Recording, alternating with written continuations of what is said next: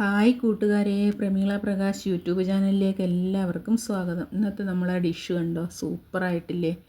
നല്ല ടേസ്റ്റാണ് ഇതിന് കേട്ടോ. ഇത് കാണും പോലെയല്ല, നല്ല മണവും രുചിയുമുള്ളൊരു ഡിഷാണ്. അപ്പം സംഭവം മനസ്സിലായില്ലേ? നമ്മുടെ പനീറാണ് കേട്ടോ, പനീർ ബട്ടർ മസാല.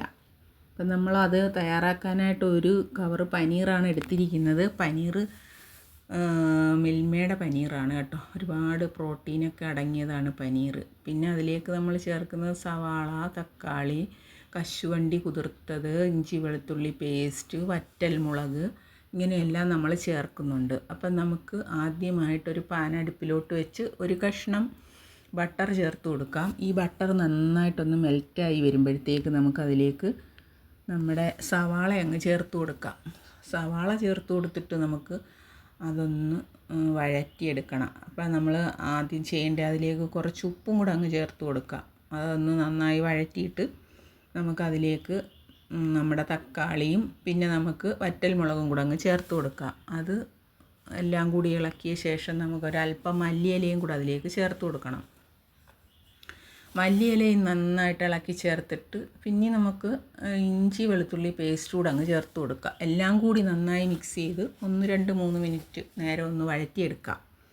അപ്പോൾ നല്ലതുപോലെ ഒന്ന് മിക്സ് ചെയ്ത് വഴറ്റിയെടുത്തിട്ടുണ്ട്. ഇനി നമുക്കിതെല്ലാം കൂടി പ്ലേറ്റിലോട്ട് നമുക്ക് നിരത്തി കൊടുക്കാം. ഇതൊന്ന് തണുത്ത് കിട്ടണം. നമുക്കിത് മിക്സിയുടെ ജാറിൽ ചേർത്തിട്ട് അരച്ചെടുക്കാനാണ്.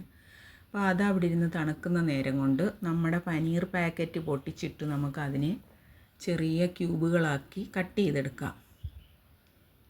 നമ്മുടെ പനീർ അങ്ങനെ ചെറിയ ക്യൂബുകളാക്കി കട്ട് എടുത്തിട്ടുണ്ട്. ഇനി നമുക്കതെല്ലാം കൂടി ഒരു ബൗളിലോട്ടങ്ങ് മാറ്റി വയ്ക്കാം. ഈ സമയത്തിന് നമ്മൾ നമ്മുടെ പഴയ പാൻ എടുത്ത് അതിൽ ഒരു കഷ്ണം ബട്ടറും കൂടെ ചേർത്ത് നന്നായിട്ടൊന്ന് മെൽറ്റാക്കി എടുക്കാം.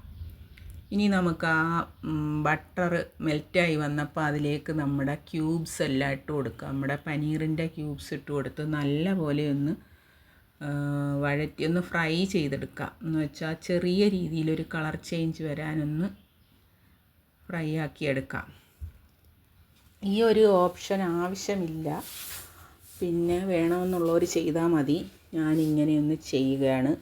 ഇപ്പോൾ പനീറെല്ലാം അത് വഴറ്റിയും വഴറ്റാതെയും ഞാൻ കറി വെച്ചിട്ടുണ്ട്. 2 രീതിയിൽ വെച്ചാലും നല്ല ടേസ്റ്റാണ് കേട്ടോ. അപ്പോൾ ഇതിൻ്റെ ഒരു കളർ ചേഞ്ച് വന്നപ്പോൾ അതിനെ നമ്മളൊരു ബൗളിലോട്ട് മാറ്റി വെച്ചിട്ടുണ്ട്. ഇനി നമുക്ക് മിക്സിയിൽ ആ കൂട്ടെല്ലാം കൂടെ ചേർത്തൊന്ന് അരച്ചെടുക്കാം. നല്ല പോലെ ഒന്ന് അരച്ച് മാറ്റി വയ്ക്കാം. ഇതിലേക്ക് നമ്മൾ കശുവണ്ടിയൊക്കെ ചേർത്ത് അരച്ചെടുത്തിട്ടുണ്ട്. പിന്നീട് നമ്മൾ ആ പാനിലോട്ട് കുറച്ച് ബട്ടറും കൂടെ ചേർത്ത് മെൽറ്റാക്കിയ ശേഷം എൻ്റെ കയ്യിൽ പനീർ ബട്ടർ മസാലയുണ്ട്. ഞാനത് 2 സ്പൂൺ ചേർത്തിട്ടുണ്ട്. ഇതില്ലാത്തവർ മുളക് പൊടി, മല്ലിപ്പൊടി, മസാലപ്പൊടിയൊക്കെ ചേർക്കണം. അപ്പോൾ നമ്മൾ ഈ മസാല ഉള്ളത് കൊണ്ട് ഇങ്ങനെ ഒന്ന് ചെയ്തെടുക്കുവാണ്. അത് നമ്മളൊന്ന് പച്ചമണം മാറ്റിയിട്ട് മിക്സിയിലോട്ട് അരച്ച അരപ്പും കൂടി അതിലോട്ട് ചേർത്ത് നല്ലതുപോലെ ഇളക്കി യോജിപ്പിച്ചെടുക്കണം. നന്നായിട്ട് ഇളക്കി യോജിപ്പിച്ചെടുത്ത ശേഷം അതൊന്ന് ചെറുതായിട്ടൊന്ന് തിളച്ച് വരും കറി. അപ്പോൾ നമ്മൾ നല്ലതുപോലെ ഇളക്കി കൊടുക്കുകയാണ്. പെട്ടെന്ന് തയ്യാറാക്കാം ഈ കറി കേട്ടോ. നമ്മളെ ആദ്യത്തെ സ്റ്റെപ്പ് ആ വഴറ്റുന്ന സാധനം ഒന്ന് വഴറ്റുന്ന സമയമേ ഉള്ളൂ. ഇനി നമുക്കിതിലേക്ക് കസ്തൂരി മേത്തിയാണ് ചേർത്ത് കൊടുക്കുന്നത്. നമ്മുടെ ഉലുവയുടെ ഇല ഉണക്കി പൊടിച്ചതാണിത്, കസ്തൂരി മേത്തി. അപ്പോൾ ഇത് നമുക്ക് ഒരിക്കലും സ്കിപ്പ് ചെയ്യാൻ പറ്റാത്ത ഒരു സാധനമാണ് കസ്തൂരി മേത്തി. അത് ചേർത്ത് നന്നായി ഒന്ന് ഇളക്കി തിളച്ച് വരുമ്പോഴത്തേക്ക് അതിലേക്ക് നമ്മളിനി ചേർക്കാനുള്ളത് മിൽക്ക് ക്രീമാണ്. അപ്പോൾ നമ്മുടെ കയ്യിൽ ക്രീമില്ല കേട്ടോ, ഫ്രഷ് ക്രീമാണ് ചേർക്കാനുള്ളത്. അതില്ലെങ്കിൽ നമുക്ക് കുറച്ച് പാൽപ്പൊടി ഒന്ന് ചൂടുവെള്ളത്തിൽ ലയിപ്പിച്ചിട്ട് അതിലേക്ക് ചേർത്താലും മതി. ഞാനിപ്പോൾ അങ്ങനെയാണ് ചെയ്യുന്നത്. അല്പം പാൽപ്പൊടി ഒന്ന് കലക്കി അതിലേക്ക് ഒഴിച്ചിട്ടുണ്ട്. ഇനി ഇത് നന്നായി ഒന്ന് ഇളക്കി യോജിപ്പിച്ച് അതൊന്ന് അത്യാവശ്യം ചൂടായി വന്നിട്ടുണ്ട്.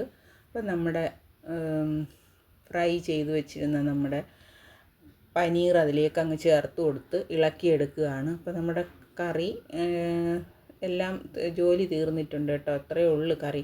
ഇനി നമുക്ക് ആവശ്യത്തിനുള്ള മല്ലിയിലയും കൂടെ ചേർത്ത് കൊടുക്കാം. അപ്പോൾ തന്നെ നല്ല മണം വരുന്നുണ്ട് കറിക്ക് കേട്ടോ. ഇനി നമുക്ക് ചേർക്കാനുള്ളത്, ഞാൻ ആദ്യം സവാള വഴറ്റിയപ്പോൾ ചേർത്ത ഉപ്പേ ചേർത്തുള്ളായിരുന്നു. ഇതിൻ്റെ ഇടയ്ക്ക് ഞാൻ ഉപ്പ് ചേർത്തില്ല. അപ്പോൾ അതിന് ആവശ്യമുള്ള ഉപ്പ് ഈ സമയത്ത് അങ്ങ് ചേർത്ത് കൊടുത്തേക്കണം, മറന്നു പോകരുത്. പിന്നീട് നമ്മൾ കറിയുടെ എല്ലാ പണിയും കഴിഞ്ഞിട്ടുണ്ട്. ഇനി നമുക്കിത് വാങ്ങി വെക്കാറായിട്ടുണ്ട്. അപ്പോൾ ലാസ്റ്റ് നമ്മൾ വാങ്ങുന്നതിന് മുന്നേ ഒരല്പം ബട്ടറും കൂടെ അതിൽ ചേർത്ത് കൊടുക്കണം. ഇതൊരു ചടങ്ങാണ്. ബട്ടർ മസാല അങ്ങനെ റെഡി ആയിട്ടുണ്ട്. എല്ലാവരും തയ്യാറാക്കണം. സൂപ്പർ കറിയാണ്. അപ്പോൾ എല്ലാവർക്കും ടാറ്റാ.